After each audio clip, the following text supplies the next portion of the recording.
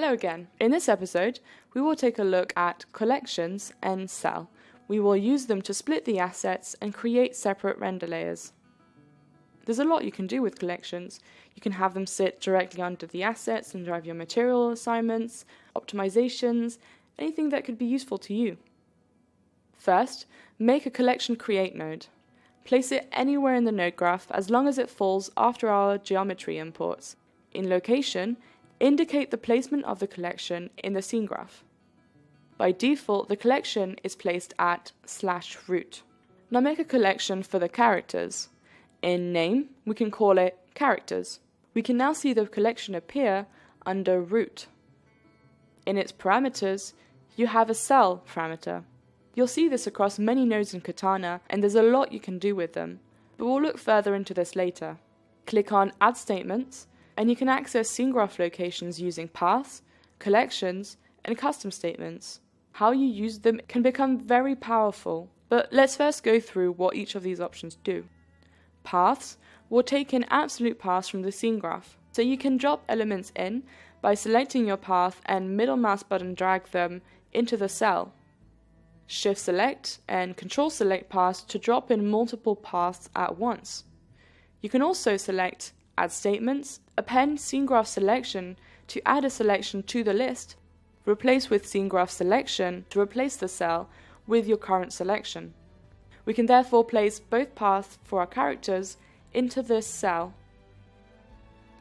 Let's assign a new collection for our props.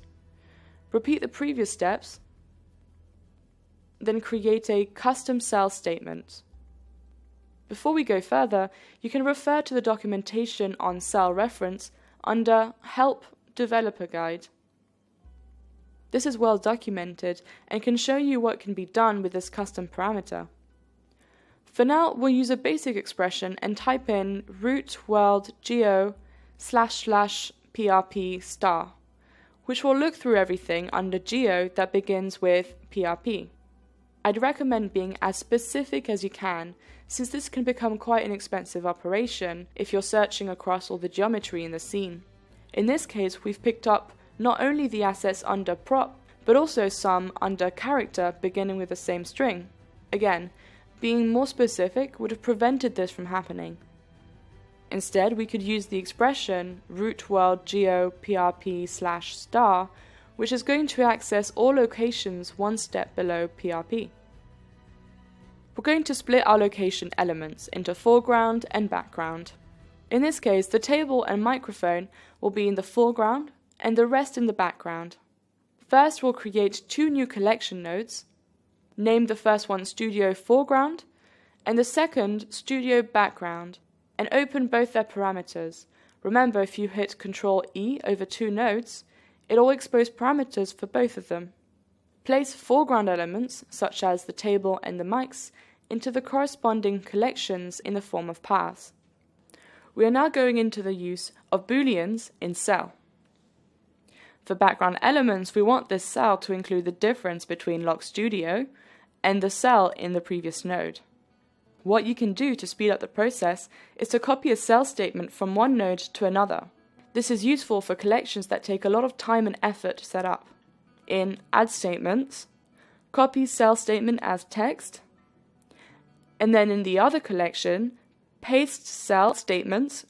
Now add a custom statement, root world geo lock studio /star, and we will subtract the path statement from the custom statement.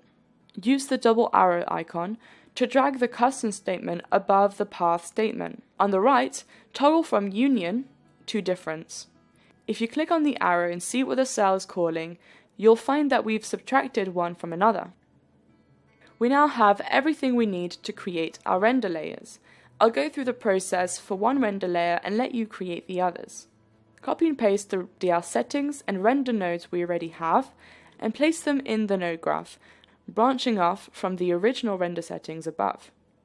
In between them, add a DL Object Settings node.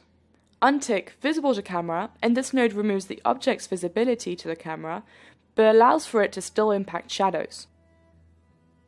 When looking in its parameters, you'll recognize that this node takes in cell statements as well. In fact, you'll see this in many nodes, such as material sign, transformation, attribute set nodes, and this is where collections can be useful. They prevent repetition when making the same selection in the scene graph. Imagine you are referencing your props in lots of nodes within your node graph, and you want to change the path for that asset, or add a new asset that isn't in the same place as the rest. Using a collection enables you to only make this change in one place and have it referenced throughout the node graph. This branch now represents our background layer, so let's remove anything that's in the foreground. We can add statements, collections, and drag in our predefined collections. This includes props, characters, and studio foreground. If we preview render from this branch, our background is now isolated. We can now repeat the process for the other two render layers. Once done, we have our background, foreground, and character layers. Because the character and foreground interact with each other, we'd want the foreground layer to include holdout, so cutouts of the characters. This will make the compositing process a lot easier. In the DR object settings, we will tick visible to camera and set the compositing parameter to matte, which will set those characters to black while preserving the way they interact with light. Make sure you have backdrops to state where which layers are. Next, we will look at the group stack and group merge nodes.